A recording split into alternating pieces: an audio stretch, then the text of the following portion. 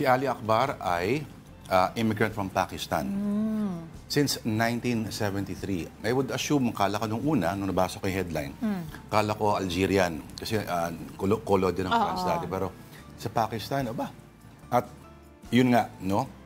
Sa Pilipinas, feeling ko mas marami pa rin na makikita na tulad ni Ali. Pero hindi yung ganyan ililibot, ano? Baka nasa mga May corner pwesto, store stands. Pero, Pranses lang ang gagawa niyan. Yung magbibigay ng parangal sa mga ganyan. Pranses ang magbibigay, halimbawa, ng National Day of Mourning sa isang blues musician sa Amerika na walang kinalaman sa bansa nila. Ganyan sila ka-cool.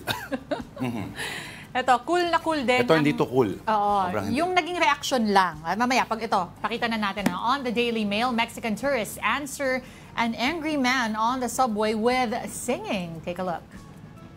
Pure io che torno al lavoro, posso stare cazzi vostri? No, io ci sto calmo, mi cazzi vostri! Non sto calmo, mi cazzi vostri! Oh! Da me che poi che fai con chi sto facendo, io devo lavorare!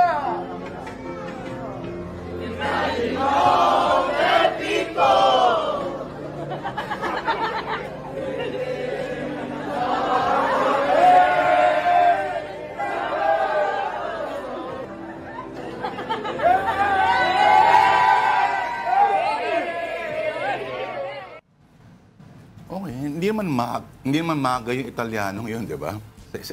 Nangyayari ito sa Italy, sa subway. Late na raw siya, pero kung late siya, bakit Gumagawa pa siya ng eksena. late pa niya lalo? Oo, nakantahan tuloy siya. Nang imagine. Live in life in peace, sabi. Isang kanta na, well, nakilala, nag-viral nung panahon na pinipili pa yung mga bagong pope na kinakanta ni ating Cardinal Tagle. Oo. Isang kanta where may classic line, imagine no religion, no possession to, kumbaga, utopia, no? At ang nagsulat noon ay namatay sa isang marahas na kamatayan.